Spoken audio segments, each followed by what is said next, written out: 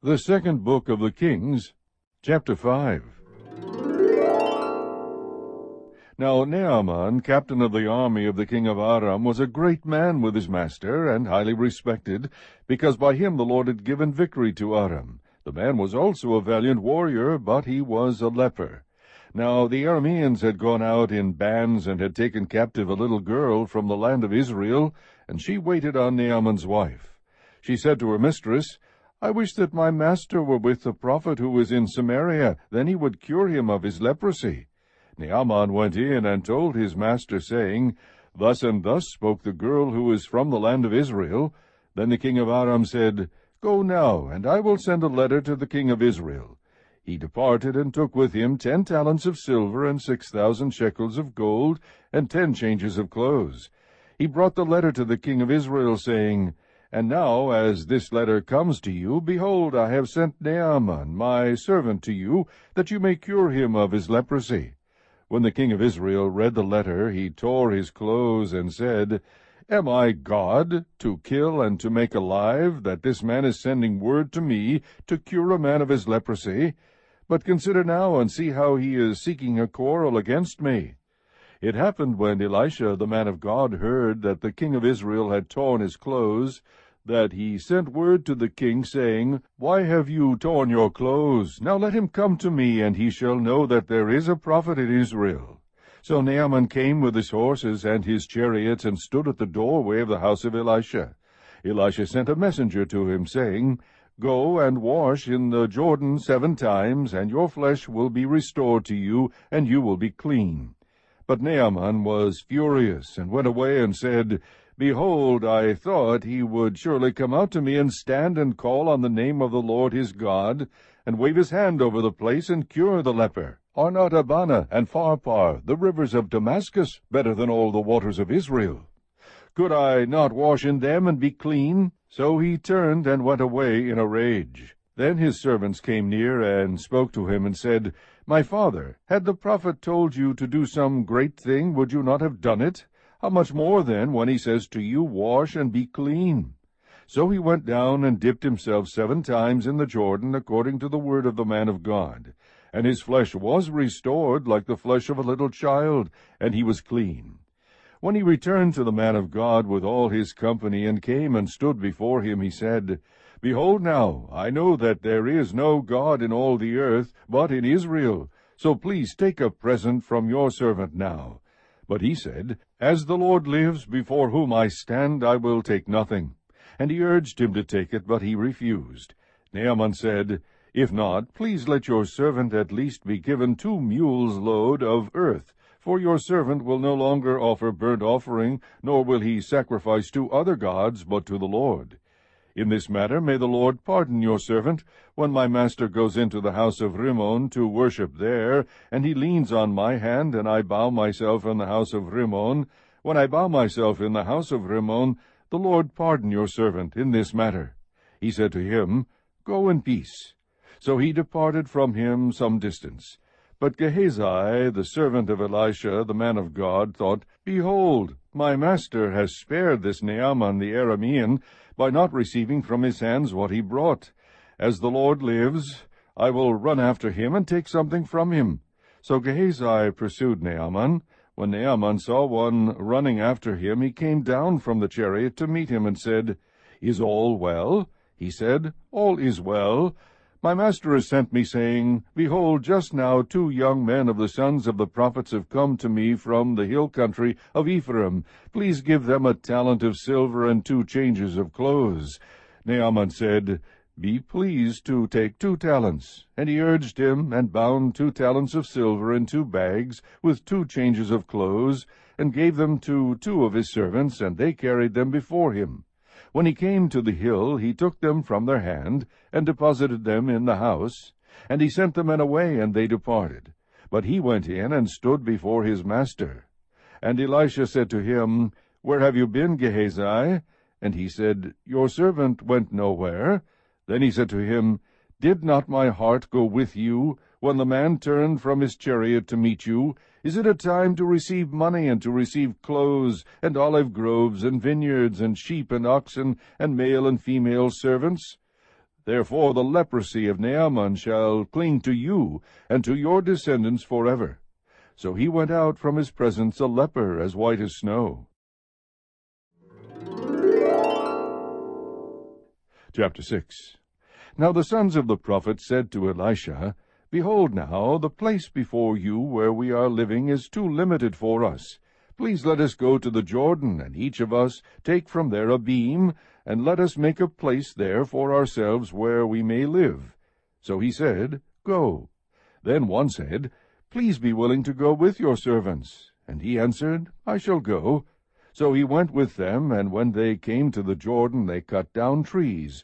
But as one was felling a beam, the axe head fell into the water. And he cried out and said, Alas, my master, for it was borrowed. Then the man of God said, Where did it fall? And when he showed him the place, he cut off a stick and threw it in there, and made the iron float. He said, Take it up for yourself. So he put out his hand and took it. Now the king of Aram was warring against Israel, and he counseled with his servants, saying, In such and such a place shall be my camp. The man of God sent word to the king of Israel, saying, Beware that you do not pass this place, for the Arameans are coming down there. The king of Israel sent to the place about which the man of God had told him. Thus he warned him, so that he guarded himself there more than once or twice. Now the heart of the king of Aram was enraged over this thing, and he called his servants and said to them, Will you tell me which of us is for the king of Israel? One of his servants said, No, my lord, O king, but Elisha the prophet who is in Israel tells the king of Israel the words that you speak in your bedroom. So he said, Go and see where he is, that I may send and take him. And it was told him, saying, Behold, he is in Dothan. He sent horses and chariots and a great army there, and they came by night and surrounded the city.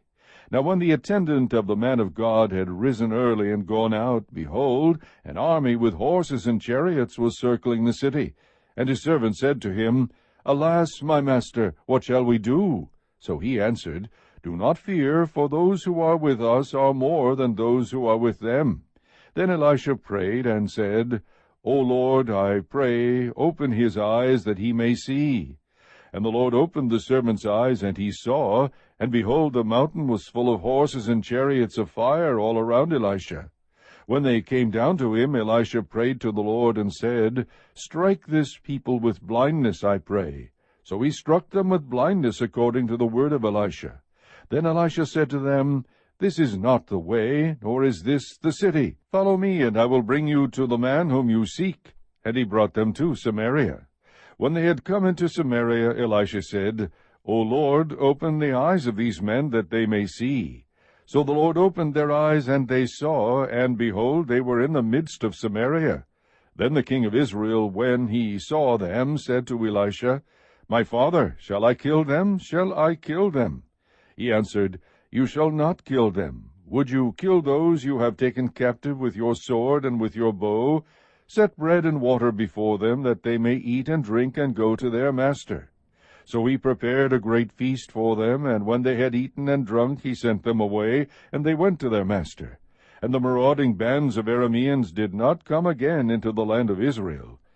Now it came about after this, that Benhadad king of Aram gathered all his army, and went up and besieged Samaria. There was a great famine in Samaria, and behold, they besieged it, until a donkey's head was sold for 80 shekels of silver, and a fourth of a cab of dove's dung for 5 shekels of silver.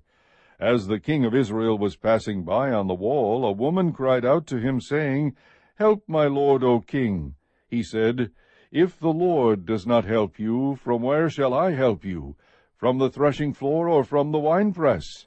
And the king said to her, What is the matter with you? And she answered, This woman said to me, Give your son that we may eat him today, and we will eat my son tomorrow. So we boiled my son and ate him. And I said to her on the next day, Give your son that we may eat him. But she has hidden her son. When the king heard the words of the woman, he tore his clothes. Now he was passing by on the wall, and the people looked, and behold, he had sackcloth beneath on his body. Then he said, May God do so to me, and more also, if the head of Elisha the son of Shaphat remains on him today.